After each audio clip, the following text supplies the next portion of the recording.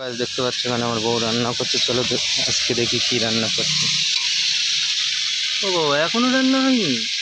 2টো বাজে, এখনো রান্না হয়নি। কখন খাবো? আজকে খাওয়া দাওয়া বন্ধ। হ্যাঁ, দেখো এখানে কি রান্না হচ্ছে। এটা গুড়ি কচু আর আলু। মাছ দিয়ে ঝোল। ও, রুই মাছ। কালকে যে রুই মাছ নিয়েছিলাম ওই রুই মাছ।